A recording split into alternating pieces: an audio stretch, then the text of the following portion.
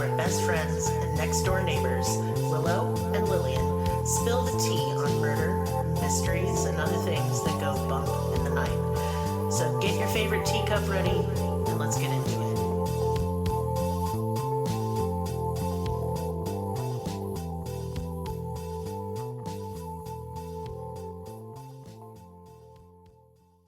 Welcome to Cruelty Podcast. This is Lillian, and with me is Willow. Hello. And we're doing Missing Persons Month. Maybe call it Vanished. I like that one. You like Vanished? I like Vanished. Without a trace. There's a show called that. I think there's a show called Vanished, too. I don't fucking know. There's a show called Disappeared. Yes. I like that show. It's really done well. So this is the case of Amy and Timothy Pitzen. This case has always haunted me, and while there have been very few updates, Timothy, who was only a child when he disappeared, remains missing to this day, his fate unknown. And the trigger warnings for this case are a pretty graphic and grisly depiction of a violent suicide, mention of child harm and death, and a very, very brief mention of child trafficking. And when I say brief, I mention it literally once in a sentence. I don't describe anything. But if you got to click away for your mental health, please do. This was rough. Timothy Pitzen was born on October 18th, 2004, the same year my middle child was born. He was born to parents James and Amy in the small town of Aurora, Illinois. He was the only child of the couple. He was a bright, happy little boy with sandy blonde hair and soulful brown eyes, and he had a captivating smile with dimples. James, known to his friends as Jim, never thought he'd be able to have children. He'd always wanted a big family, but at the age of 21, he was diagnosed with lymphoma, and though he beat the cancer, doctors told him that the chemotherapy had likely rendered him infertile. Jim, just grateful to be alive, moved on with his life. He met and fell in love with Timothy's mother, Amy Fry, and she accepted that a life with him meant that they would never have children of their own. He felt blessed to have found a woman who still wanted to be with him. Oh. And this is like the rhetoric I hear a lot surrounding this case, that he felt so grateful. And if you're a dude, a cis dude out there listening, and you can't have kids or don't want kids, there are plenty of women out there who don't want kids too. Oh, absolutely. And it is valid to both want and not want children. Extremely. As two women with children. Mm-hmm. Yeah. Like, at this point, I'd like to be child-free. You're almost no, it don't. Oh, yeah. The mother part doesn't go away when they grow up. And right. boy, sometimes No, you're right. Fucking You're wish right. it would. Family and friends of Amy would say that Jim was perfect for her. She never envisioned a life with children, and the two of them seemed like a happy couple. They had a lot in common and seemed very much in love. One night, while they were still dating, Amy, according to Jim, talked in her sleep and said, "You gotta marry me. I'm pregnant." Now, before you gasp in delight or thinking that's cute or whatever, we'll get to why I don't think she was talking in her sleep. Oh. I think she just was pretending to. Oh, no. And that's the vibe of this person. Oh. Amy was indeed 4 months pregnant, and they got married right away. Timothy was their miracle baby. Timothy is what made them a family. They named him in honor of Amy's brother, Tim, who died shortly after he was born. The young family should have had a life of happily ever afters, but things would take a very tragic turn. Amy was, by all accounts, an attentive and loving mother.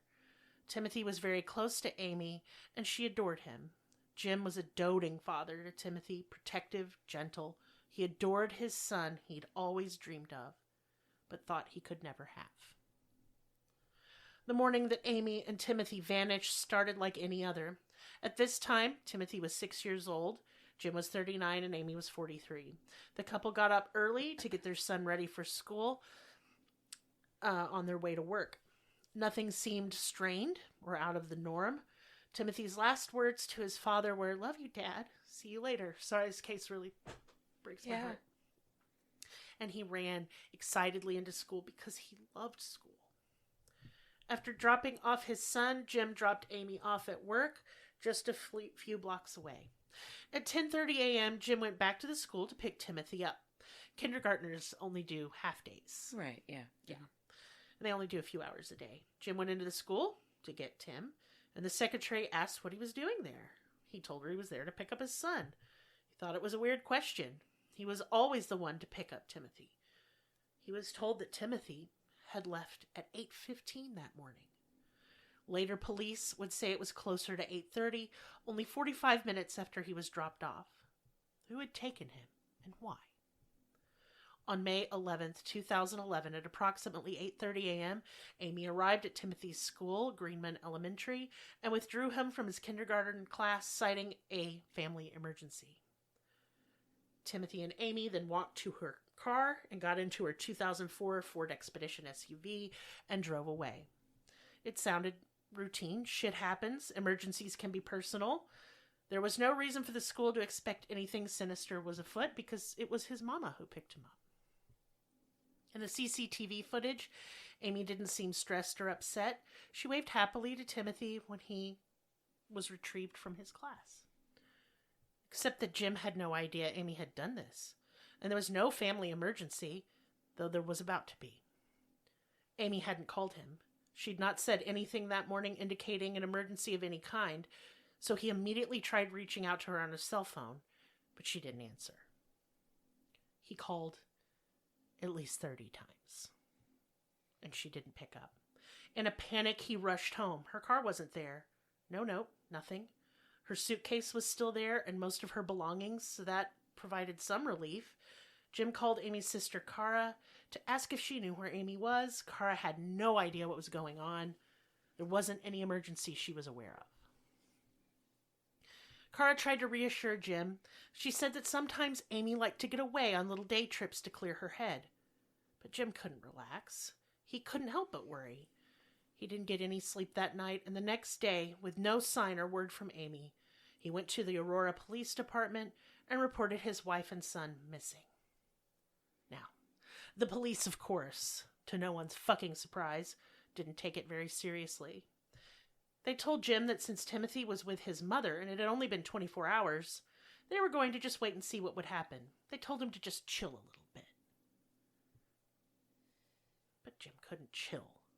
He just couldn't sit there idle while he had no idea where his wife and son were. He turned their house upside down looking for clues as to where Amy had taken Timothy, and most importantly, why. Amy Pitzen had a long history of mental health issues. So the first place he checked was the medicine cabinet in the bathroom. She was supposedly on antidepressants, but when he looked, not only had she not taken her medication with her, she hadn't been taking it at all. The pill bottles were full. She'd been prescribed Wellbutrin and Lexapro. They were supposed to, and had in the past, helped her cope with her depression and some other health issues that she had, so it alarmed Jim that it was clear she hadn't been taking her meds. Seeing the medication there, he became more alarmed, more scared, though to this day he insists that Amy would never do anything to harm Timothy. The day before Amy took Timothy out of school, she'd complained about having severe vertigo. And if you don't know what vertigo is, it's like the ground tries to be the sky all of a sudden.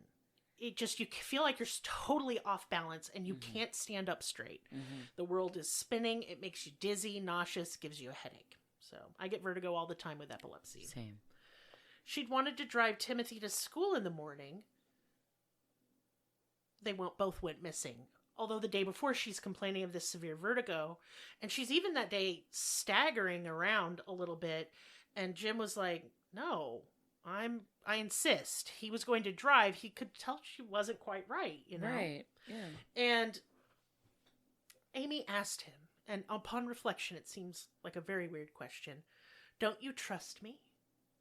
And he said, well, yeah, of course I do, but you've been ill. Yeah. I'm going to drive.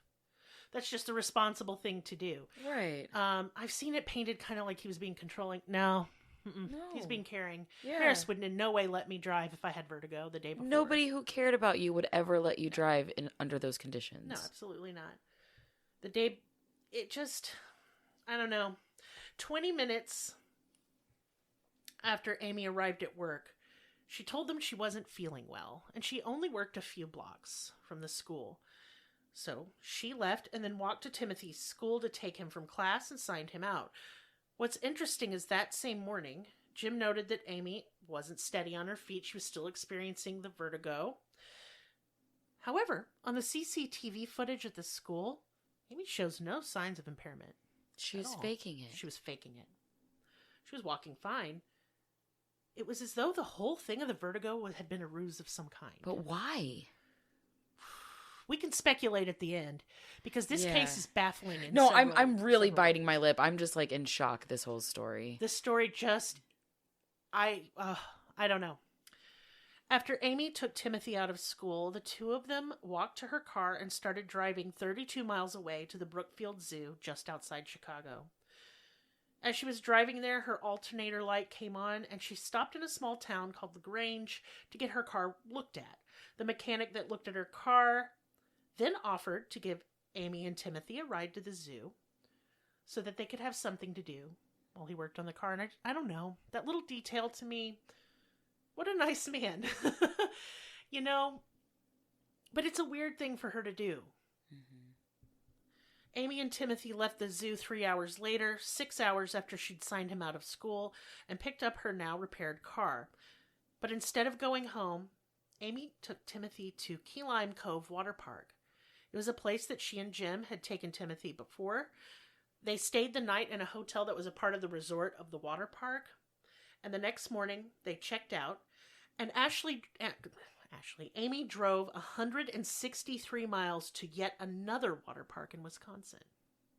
Is she like paying all of this on a credit card or something? She so they're is. following. They follow it all the way. She paid everything in credit card. Yeah, because she's not planning on paying this off. No. Later, credit card receipts would show that she stopped to buy Timothy some clothes and toys at a shopping center. At 2:20 p.m. that day, they stopped for gas at a Quick Trip in Johnson Creek, Wisconsin. They checked into the Dells Water Park Thursday night. On Friday, which would make it 3 days since she'd left with their son, Jim had still not heard from his wife. And trust, he is calling that cell phone. He's blowing it up. Yeah. Amy and Timothy's disappearance was now being taken a little more seriously by police back home in Aurora, Illinois. And keep in mind at this time, nobody knows where she's at. This comes out later. Right. They're just, it's like a blank space in time for them. They have no idea until they get the records. That is correct. At 7:30 a.m. on Friday morning, Amy ordered room service for her and Timothy, and then they check out at around 10:10 a.m. CCTV footage at the hotel shows both Amy and Timothy leaving the hotel. Both of them appear to be not only fine, but in good spirits, like they're laughing and talking. Based on cell phone records, Amy started heading back towards Illinois as if she was going home. And then she pulled over somewhere near the Rock Falls area. Later, during the investigation into Timothy's disappearance, it would be discovered that she visited this area a couple times before making this trip with her son. Jesus Christ. Like a couple months before. She planned all of this, like, to the T. She meticulously planned it. A little after noon, noticing that a lot of friends and family were trying to contact her, Amy called the police in Aurora. She told police that she was fine and that Timothy was fine. They were not missing, but she didn't call Jim. Instead, she called Jim's brother to say that her and Timothy were okay. She just needed to get away for a little while. Jim's brother could hear Timothy in the background. He just sounded like his usual self. Then Timothy got on the phone with his uncle and said that he was happy, he was just a little hungry, and he was having a good time. Amy got back on the phone to say that everything was fine and she just needed a break. Jim's brother suggested that Amy come to Waterloo, Illinois, where he lived, and Amy then said, "What? Don't you trust me? I'm not going to hurt Tim, and I'm not going to hurt myself." And it's chilling. I get goosebumps every time I read that quote to myself. It's just terrible. Jim's brother then called him and told him that Amy was fine, but Jim wanted to know, of course, when Amy planned on coming home. His brother said he didn't know, and that Amy had said, "He's mine. I'll do with him what I want." This would be the last time that any friends or family heard from Timothy or Amy ever again. What the fuck? At That some poor point, child. oh my God, I can't. At some point on Friday afternoon, things took an ominous turn. She ended up going to Rockford, Illinois, instead of going home. She checked into a hotel that evening. That Saturday morning, when the hotel maid came to clean the room that Amy had checked into, she found something horrible. Is this the trigger warning part? Yeah. Yeah. The room was bloody and looked like a crime scene. A few hours later, detectives from the Aurora Police Department knocked on Jim's door. Instead of telling him that they'd found his wife and son safe, they started asking him questions. They asked him where he'd been Friday night. He told them he'd watched TV, had a couple beers, and had fallen asleep on the couch while he was waiting for Amy and Timothy to come home. Mm-hmm. They told him that his wife had been found deceased, that she'd taken her own life, and Timothy wasn't there. Shortly after the maid discovered Amy's body, she called police. They arrived on the scene and began their investigation. She had cut her own throat. At first, it looked like a homicide. However, the room was, had been locked from the inside. Not deadbolted, just locked. There was no sign of forced entry. There were also wounds on her left forearm, and all the wounds had been self-inflicted. Amy, once in the motel room, had taken off all her clothes, gotten into the bathtub, and cut her forearm with a box cutter. Maybe she was impatient, or maybe she wanted to make sure her attempt was successful. Either way, she got out of the tub, stood in front of the mirror, like the mirror that was in front of the bed, and slit her own throat. She collapsed onto the floor, where she would later be found dead. Jim was horrified by the news. He said he was hysterical. Jim had to go and identify Amy's body, and at first it didn't even look like her because he didn't want it to be her. Right. But then he saw the birthmark on her thigh and knew it was her. Well, there's such a huge difference between the body without the spirit. Man, isn't it? You know the person's spirit. You don't. You know what I mean? If you've ever been in a room with a loved one who is passing away passes away, it ceases to look like them. You can see the moment that they go. Yeah. And still, there was no sign of his son. None of his toys were there. None of his clothes. Just one T-shirt that Amy had bought for him at the zoo a couple days before. And, investigators and family believe that was her comfort item. Amy left a note. In the note, she said that she was sorry for leaving a mess to the hotel maid. Amy wrote that she never felt like she belonged, and after having Timothy for a while, she felt as though she belonged with him, but ultimately she was in too much pain to go on. She said that Timothy was safe, but he would never be found. She said she gave him to people who would love and care for him. She said that Jim and friends and family would never see Timothy again. Amy, as mentioned before, had struggled with her mental health her entire life. She had attempted suicide twice before this successful attempt. Once before she'd married Jim, she had driven her car on some railroad tracks, but had changed her mind the last minute and checked herself into a mental health hospital. The second time was when she was dating Jim. They'd gotten into a little fight, and she'd tried to overdose on sleeping pills and then jumped off a cliff at a park. What the fuck? She broke a bone in her back and was in the hospital for nearly a month. She had laid at the bottom of this cliff until a random stranger had found her and called 911. She had hypothermia and would have most certainly died had this person not found her. What strikes me about Amy is the very violent ways in which she tries to take her own life. Right. And, people wrongly assume, that women especially will opt for painless suicide. First of all, let me tell y'all something. There is not really such thing as a painless suicide. Mm-hmm. You take pills, you're going to feel good. It's going to be very scary. Mm-hmm. Don't ask me how I know. It's terrifying. Yes, it is. You can try and overdose on stuff. That hurts. And it's scary. Mm-hmm. Overdoses are terrifying. I've had too many. And people have said that people who've survived jumping off the San Francisco Bridge. It's awful. I don't like jumping. No. I don't like that feeling of falling in weightlessness at the same time. I'm going to mention this because it's mentioned in every documentary and article and everything I've ever read on this case, and I'll explain why I'm giving it a little caveat and a star here. Mm-hmm. Amy had been divorced 3 times before she met Jim, and I'm including it because if it didn't, people would say something. But like, I have 2 divorces under my belt. I just got my 3rd. Good job. Yeah.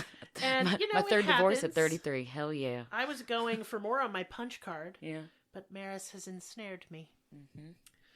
Amy, and I just want y'all to know, I don't think you're crazy or dangerous if you've had a bunch of divorces. No, I think it's completely normal, and it's fine. Honestly, with the way that history has been, good for you. Because most people either died or had to live a miserable life without those divorces. And let me just tell you something right now. It's my biggest advice I'll ever give to you, and I mean it from the bottom of my little heart. If you're thinking about divorce, quit thinking, do it. Yeah. You'll be glad. Yeah. Amy and Jim's marriage had its problems. She kept hanging out with her first husband, and naturally this upset Jim a lot. And this is a few months before this incident. But they ended up kind of working it out. However, Jim told Amy that if she went back with her first husband, he would seek full custody of Timothy. Oh, that's what triggered it. It is. Amy confided in her sister Cara that she was worried she would lose custody of her son. She said she would do anything to stop that from happening. And she meant it. You know, and I want to say he said that in the heat of the moment. Because she was basically, it's pretty much implied she was cheating on him. And I'm not saying she was. Well, there was probably a lot of other erratic behavior. And, absolutely. You know, things that would make him concerned for his child's safety. That's all it was. You know. But he holds true to that today. Yeah. He would have. Yeah. And the thing with courts and divorces is that you can't a lot of times get proof of these types of behaviors, but you can get proof of infidelity in romantic relationships. But I will tell you this right now, like, he probably wouldn't have been successful regardless. And I wish she would have known that. You know what I mean? Because my ex is crazy is not well mentally, and the court did not fucking care. In the days following her horrific suicide, a letter arrived at a friend of Amy's and at Amy's mother's house. In her suicide note, she called Jim a loser, amongst other things. She did not send him a letter. She basically blamed him for everything. She said he would hurt him worse. She said she would hurt him worse than he hurt her. And I think it's very telling. That's disgusting.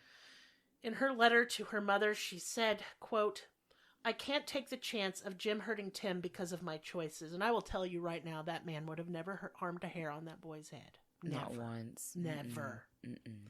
I have watched his interviews, and they tear your heart right out. That man is broken. He just wants his boy back home." Yeah. Police were busy trying to find Timothy. They took her car in for processing and found a large amount of blood in the back seat. What? The blood was sent to the lab to see who it belonged to. Dirt, grass, and minerals were found on the car and the tires and the undercarriage. It was filthy, actually. Like she'd driven into a wooded, muddy area. Fuck. Also, police found over-the-counter medication, like children's medication, in the hotel room that could have been used to knock Timothy out. They never found her they didn't find her cell phone at the time. It pinged one last time at 12:30 p.m. the day before she took her own life in Northwest Illinois. Searches provided nothing, however. Investigators believed she turned off her phone and tossed it out of her car. Later on Friday, she was seen on CCTV in a store like a Family Dollar and then a grocery store without Timothy. And it was close to the motel where she took her life. She was wearing totally different clothes than she was when she checked out of her hotel on Friday morning. The clothes and shoes she was wearing that morning when she checked out of the hotel with Timothy were never found. The lab results came back, and the blood found in the back of Amy's car was in fact 6-year-old Timothy's. God damn it. An expert looked at the dirt on the sideboards of the car, and I don't know if we had this in Forensic First or anything like that. I don't think it was in Forensic First, but this is a man who was instrumental in catching the Green River Killer with like fiber and mud evidence kind of stuff. The expert said the mud was found in the back seat too, where the blood had been, and the way the dirt was caked on the undercarriage showed that at some point on Friday, Amy had taken her car off-road. And time passed, as it does, and the case went cold. No clues, no leads, until April of 2019. A call came in to police from the border of Ohio and Kentucky. A young man said he'd been kidnapped and held against his will since 2011, and that his name was Timothy Pitzen.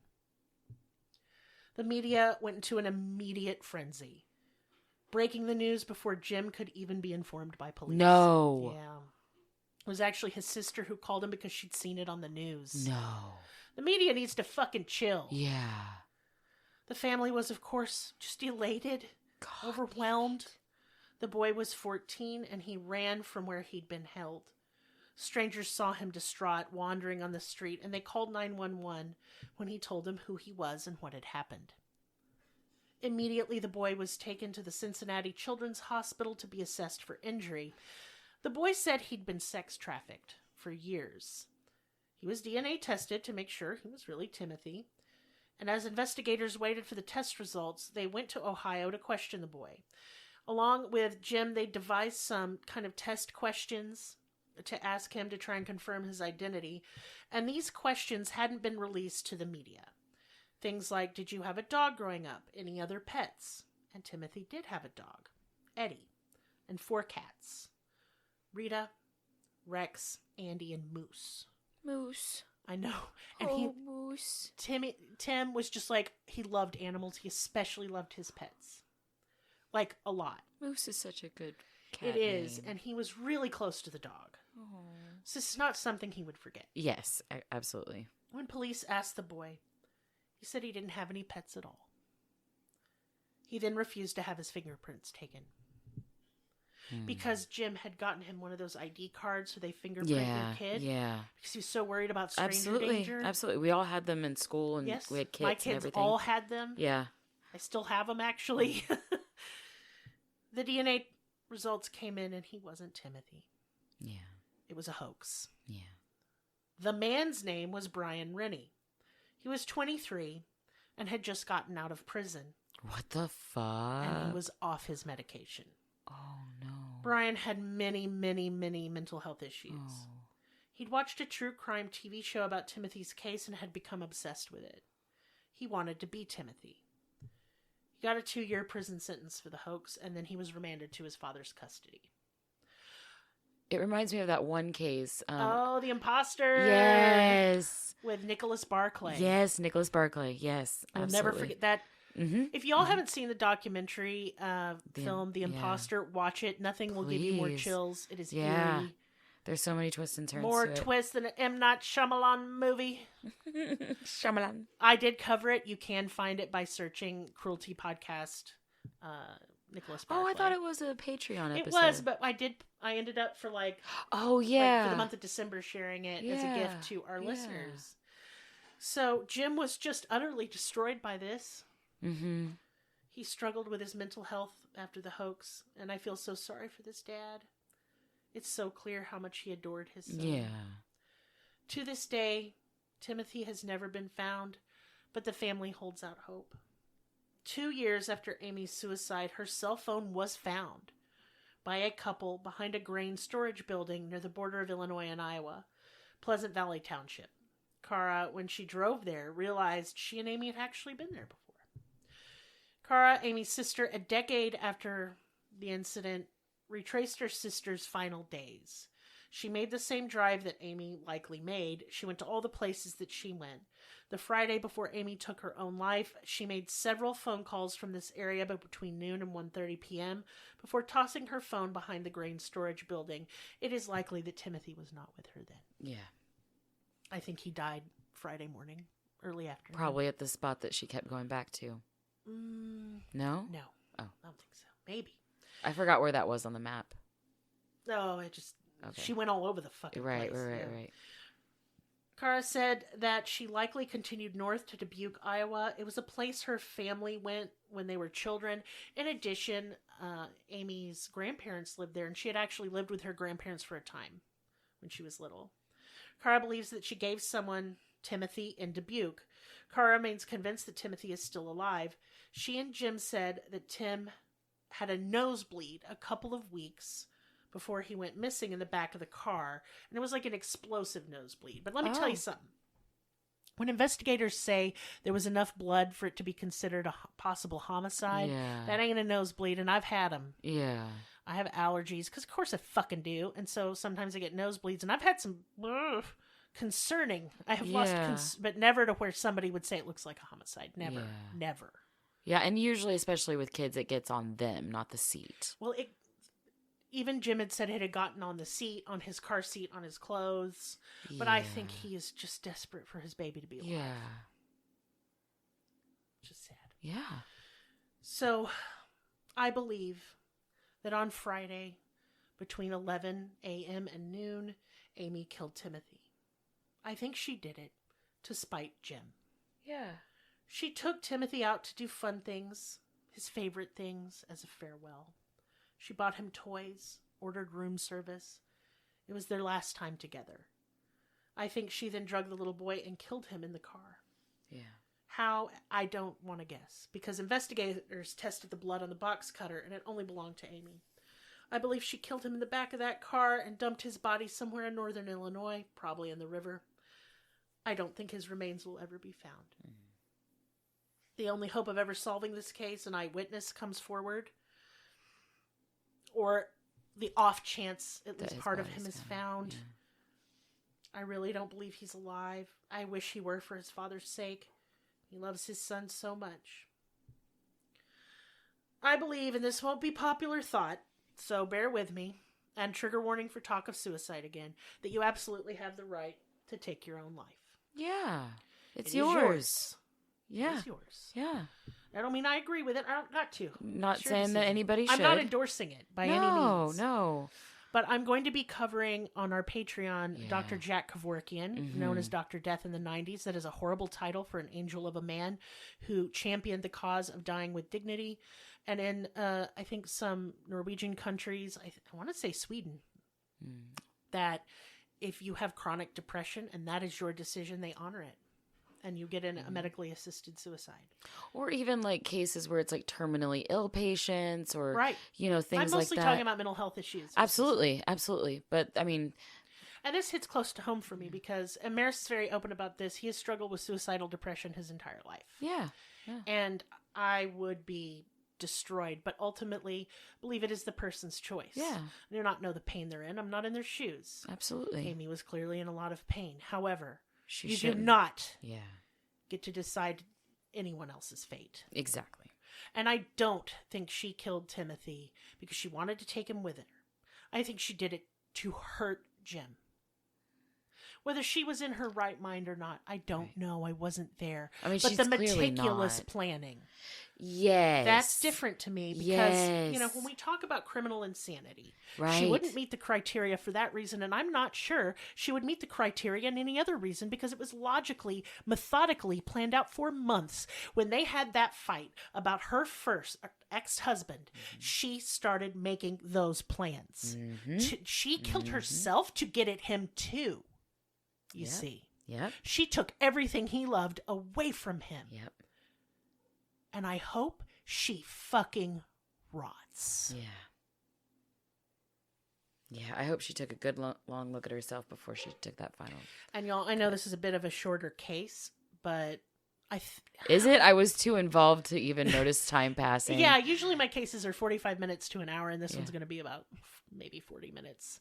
Yeah. But I don't know. When I envisioned doing this theme, I wanted to cover this case. Yeah. Because when I first heard about it while it was happening, and of course my kids were much younger then. Much younger. So it was terrifying. Yeah.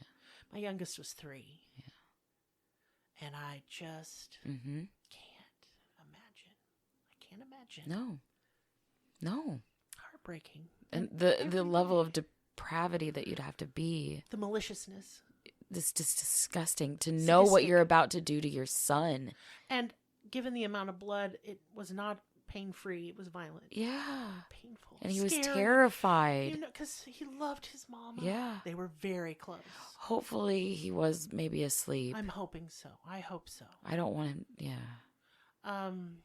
But I would like to end this if you or anyone you know is struggling with suicidal thoughts, ideation, or planning, please reach out for help.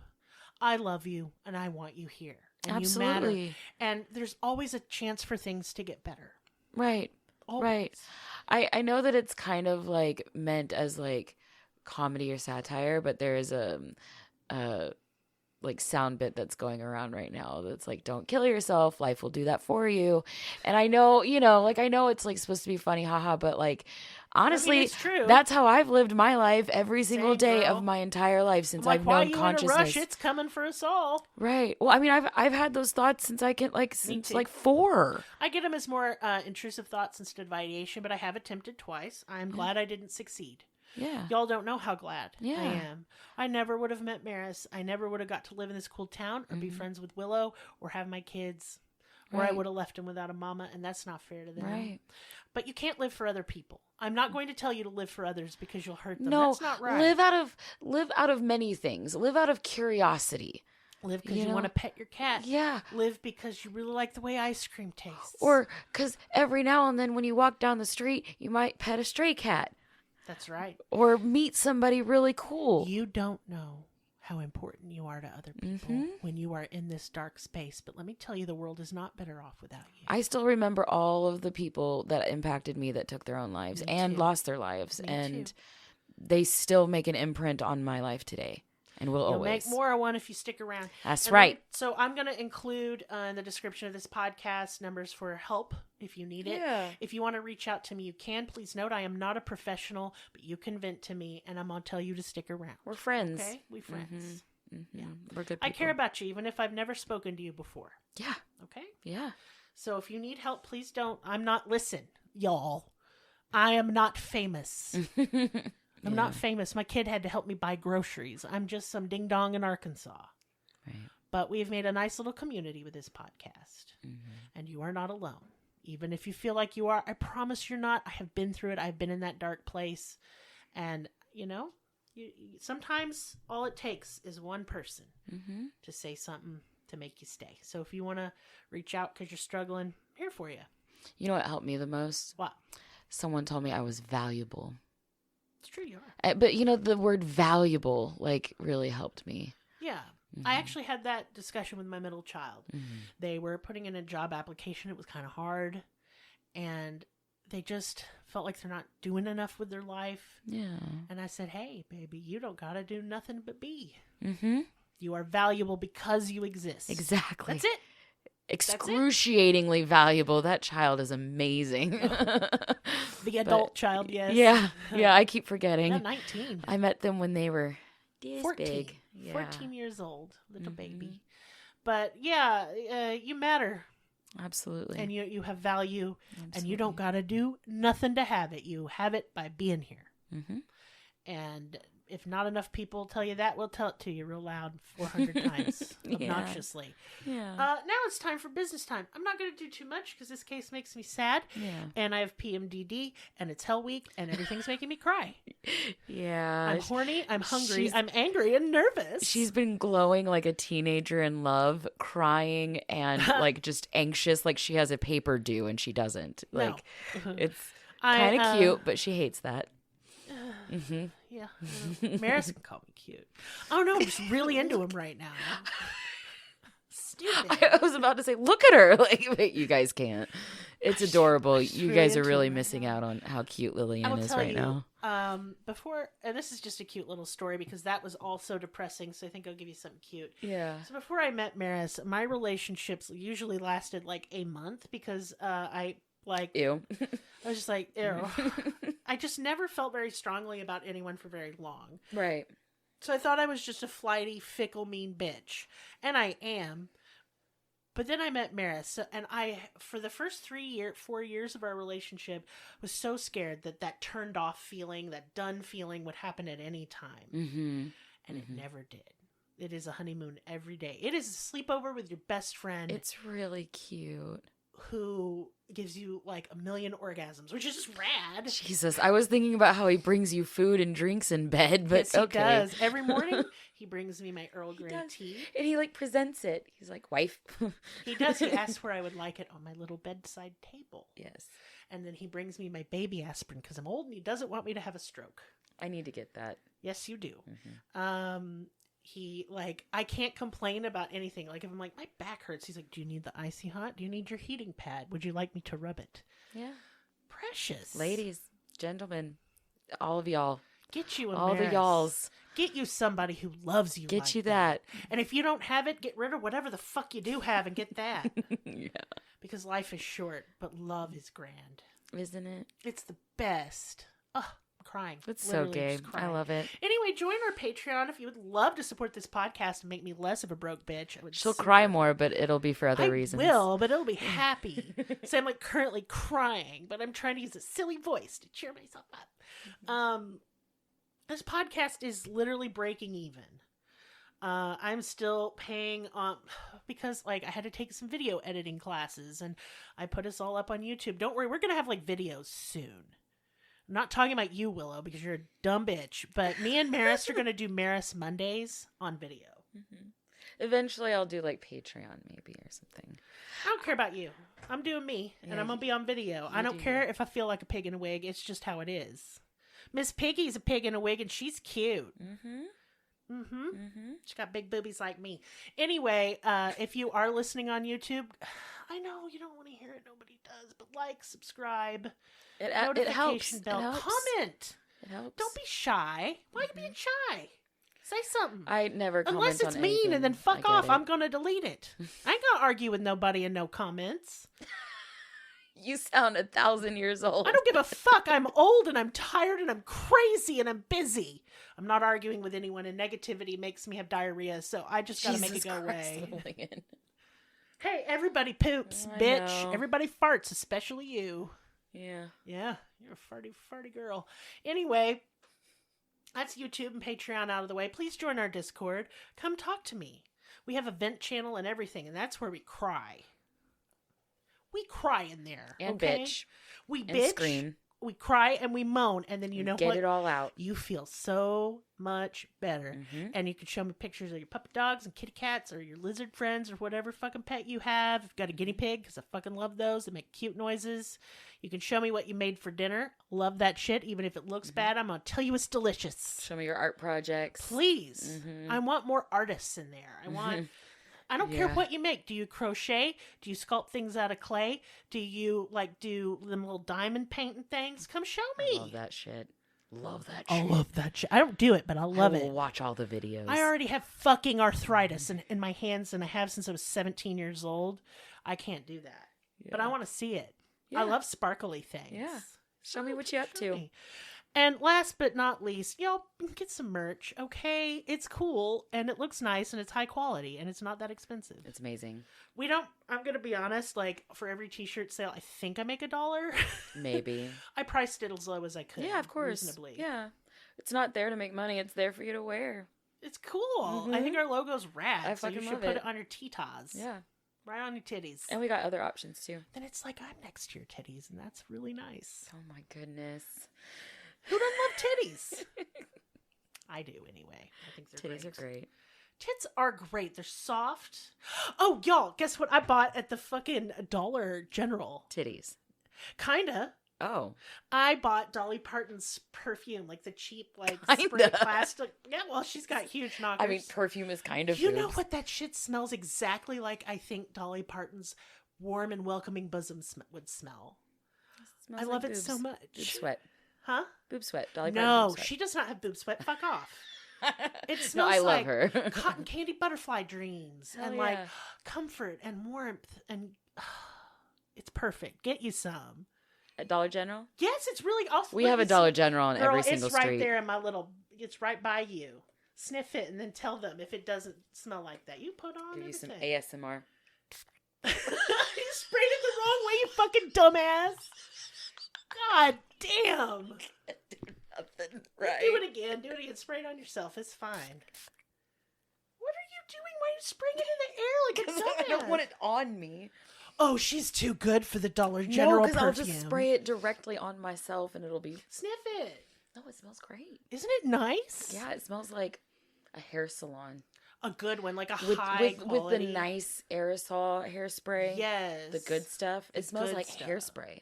A little bit, yeah. Like, it mellows on your from skin. From the 90s. And baby powder. A little bit of baby powder, a little bit of candy, little very light white florals, a white musk. It's lovely. Yeah, sure is. And no, it's not sponsored. I don't have money. No one paid me for this. I'm just saying it's legit. Do you want to smell like a stripper from Nashville? In like 1998. Yeah, this is not modern. Mm-mm. Oh, I'm smelling it. Yeah, I know. Oh, I want to be soaked in this before I'm buried, you know? Yeah. Embalm me with it. I love Dolly Parton. Anyway, Yes. that's all. I ain't got nothing else. Oh, do you want to send us some money on coffee? Did you, I don't know, enjoy is the right word for this episode. Did you enjoy the last bit where I made a fool of myself because I'm sad? Oh, before you leave. Please give me money. I hate begging, but listen, y'all, I started a new job, being a big nerd on the internet. But, you know, it takes a while to get paid, but I've had to throw all my efforts into doing that. So I'm just like behind on my entire life. So if you want to help me out, I'd appreciate it. Anyway, I love you, and I'll see you next time. Bye.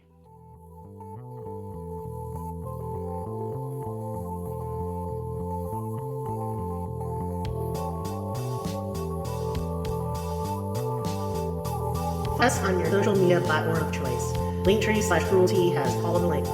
Check out our Patreon for exclusive episodes, merch, ad-free episodes, live ghost hunts, and much more. Please be sure to subscribe. New episodes are uploaded weekly. Thank you so much. See you next time. Music and production by Libby.